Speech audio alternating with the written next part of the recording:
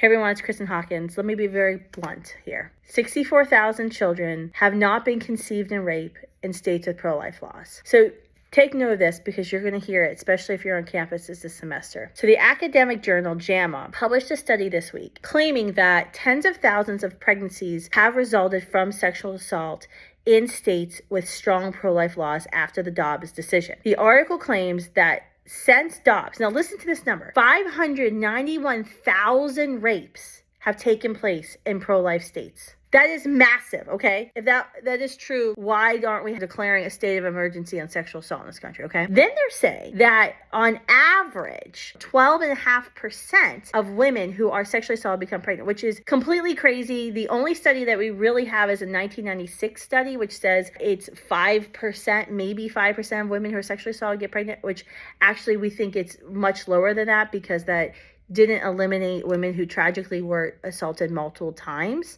So, on average, we say it's about 5% of women who are sexually assaulted can become pregnant. They're saying it's 12.5%. So they extrapolated this rape number, which is, by the way, very high. It's taken from a CDC number, which is most folks believe is grossly exaggerated from the real numbers. And they're using this to push an extremist agenda trying to justify abortion on 9 months. Now, anytime you see a survey like this, you got to look at the authors. Well, in this one, the authors didn't, first of all, disclose they're associated with abortion, but the main author is the medical director of Planned Parenthood, Montana. The co-author works for a pro-abortion organization. There you go. When you look at the number of sexual assaults, which I was shocked by, they used CDC data, which was called the National Intimate Partner and Sexual Violence Survey. They believe that survey was 4 times higher than estimates from the Department of Justice's National Crime Victimization Survey. And it was 10 times higher than the FBI's data on rapes reported to local law enforcement. The CDC data has been widely criticized since it came out for significantly overestimating the incidence of rape. It's unbelievable that one, this number would have been assumed, and then 2, they would have decided it was 12.5% of women, not 5%.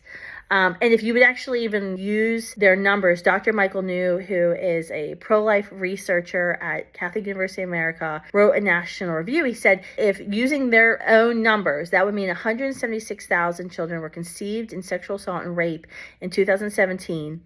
And if half of mothers had abortions, that would have meant in 2017, 10% of all abortions would have been committed in America on children who were conceived in rape, which that number actually doesn't coalesce with any other numbers because the Guttmacher Institute, which is Planned Parenthood's research arm, has found repeatedly that only 1% of women seeking abortions cite rape as the reason for seeking the abortion. So even the Guttmacher Institute, which is named after Planned Parenthood's second president and famed eugenicist, Alan Guttmacher, even would say it's true. So if you start looking at these numbers and these studies, first of all, they're alarming. Second of all, start digging into what the numbers really mean and what folks have actually said about some of the numbers they're using and who's written these articles. Don't be fooled and make sure you get these facts straight before you get on campuses, because we know the abortion lobby is going to use this. Even if these numbers were tragically true about the number of women who've been sexually assaulted, how does that justify abortion? How does that justify killing a human being?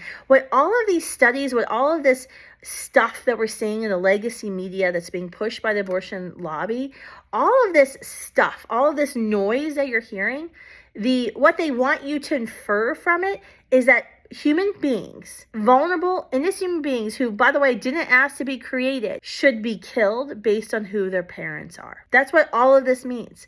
And it's awful because I could pretty much say, especially if you look at these numbers, we all know someone who's been sexually assaulted, who has survived sexual assault. We probably all know someone who was conceived in sexual assault or not the most ideal circumstances. So why are we allowing Democrats and the abortion lobby and the legacy media to paint this narrative that some people should be dead, some people should be murdered in the womb, their hearts stopped beating, dismembered, or suctioned sectioned out alive because of the heinous crimes that their fathers have committed. Why isn't the conversation about, I don't know, how to stop rape, how to punish rapists so there's less rapes across the country? Like, maybe that's a conversation that we all can have, and that should be, I would say, completely bipartisan conversation, as opposed to saying we're just going to abort all these babies. It's literally throwing the baby out with the bathwater. Let's think about this. Is there anything less extreme we can do besides prescribing death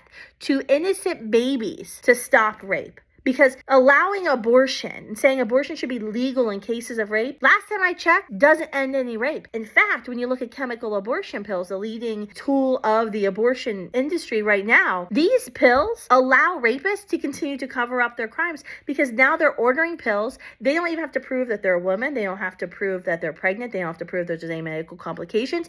They can order them, have them shipped to wherever they want, and continue to feed them to their victim. Chemical abortion pills, and largely abortion in general, is a tool of rapists to continue to cover up their crimes. So let's get pissed off about that, and let's end rape, not end lives of children who are conceived in rape.